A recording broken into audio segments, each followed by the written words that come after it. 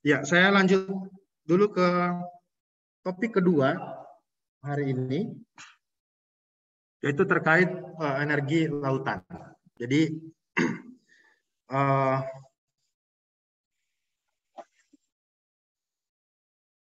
energi lautan ini juga menarik untuk kita pelajari ya. Kenapa? Karena planet bumi ini 70%-nya lautan. Nah, WEC itu World Energy Council itu dia mengestimasi itu sekitar 2 terawatt energi yang atau potensi yang bisa diekstrak atau yang bisa diakses dari lautan yang ada ini. Nah, bentuknya apa saja? Kita bisa cek ya. Sejauh ini yang ada sekarang ada berapa ya? 5 ya. Bentuk energinya yang bisa dimanfaatkan.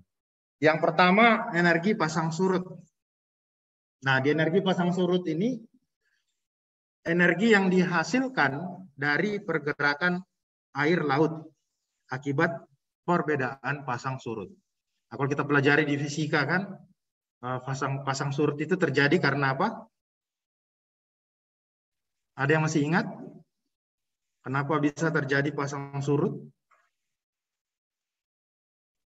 Dipengaruhi oleh pergerakan bulan ya. Ya. Nah, kemudian bentuk yang kedua adalah energi arus lautan. Nah, jadi kalau arus itu ya bukan hanya sungai gitu ya yang berarus, tapi di lautan juga ada spot, ada daerah tertentu di mana terjadi itu arus lautan ya. Pernah dengar dari teman-teman di daerah Raja Ampat itu mereka tahu daerah-daerah mana yang berarus begitu ya, yang mungkin potensi untuk mengekstrak energinya di sini. Kemudian energi yang ketiga adalah energi gelombang. Energi ini dihasilkan dari pergerakan gelombang laut menuju daratan dan sebaliknya. Nah, energi gelombang ini diakibatkan oleh apa? Apa yang menyebabkan energi gelombang?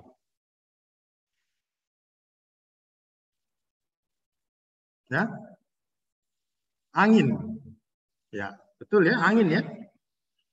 Apa yang menyebabkan adanya angin? Nah, kalau pertanyaannya gitu kan nanti ujung-ujungnya nyampe ke matahari juga, ya sumbernya, gitu.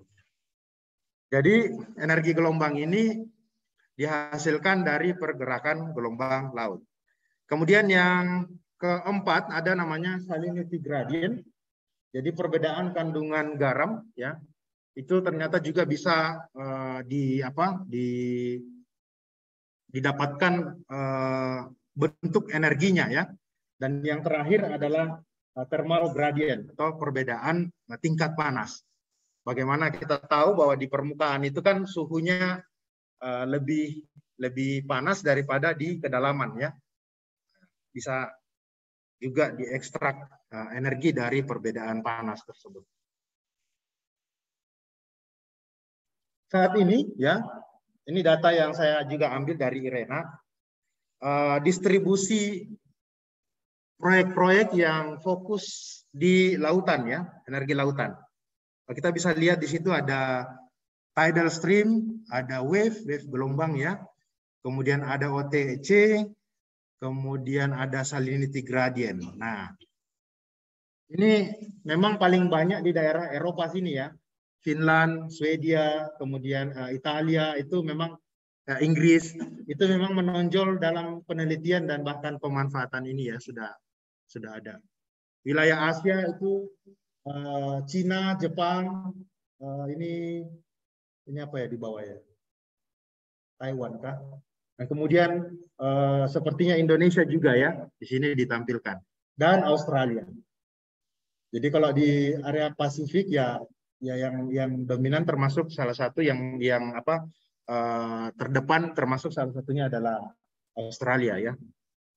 Jadi tersebar. Jadi adanya sebaran ini menunjukkan bahwa sebenarnya daerah-daerah itu punya potensinya ya, Sehingga peneliti itu fokus yang saat ini kita bisa lihat ya di daerah-daerah tersebut. Nah, berapa besar sih potensi yang ada ya dari lautan?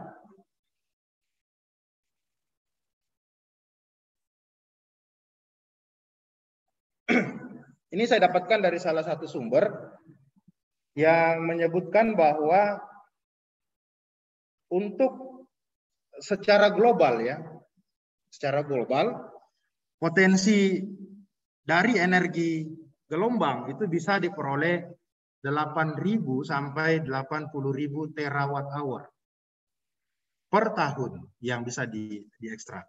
Kemudian sekitar 800 terawatt hour per tahun untuk energi pasang surut. Untuk gradien 2000 dan untuk panas laut itu sekitar 10.000. Indonesia bagaimana? Indonesia wilayahnya itu sangat luas lautannya ya, atau 3/4-nya itu lautan. Ada yang mengatakan bahwa potensinya itu sekitar 49 gigawatt, atau bahkan secara teorinya itu sekitar 727 gigawatt. Jadi sangat besar juga potensinya.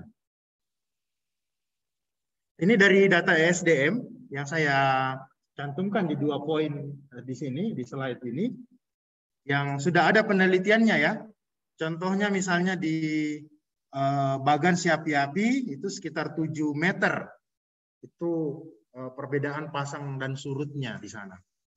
Kemudian daerah-daerah lain, contohnya misalnya Teluk Palu, Teluk Bima, di Kalimantan, kemudian di Papua juga ada ya. Dan pantai selatan Pulau Jawa itu sekitar 5 meter perbedaan pasang surut air laut. Kemudian di bagian barat ya, pantai barat Pulau Sumatera, bagian selatan, kemudian pantai selatan Pulau Jawa. Ini juga punya potensi energi gelombang laut itu berkisar 40 kilowatt per meter. Jadi kalau hitung panjang garis pantai begitu ya kira-kira ya. Nah, sekitar 40 kilowatt per meter. Nah, yang menarik di sini dari berbagai bentuk energi lautan ini, yang paling besar kalau kita lihat ada di potensinya ada di energi gelombang, ya, ada di energi gelombang. Nah, itu yang akan kita fokus pada pertemuan kali ini untuk melihat bagaimana potensinya dan bagaimana mengekstrak energi dari gelombang lautan.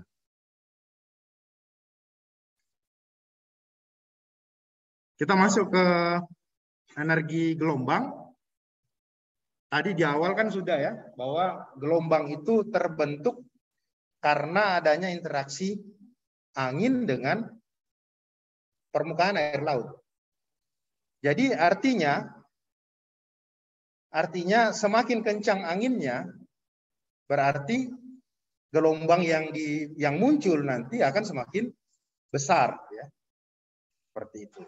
Sehingga negara-negara yang punya garis pantai yang panjang, terus ditambah lagi dengan anginnya kencang di situ, itu berarti potensi gelombangnya pasti bagus begitu. Perlu diteliti, perlu dipelajari begitu ya. Nah, bagaimana energi gelombang itu ya?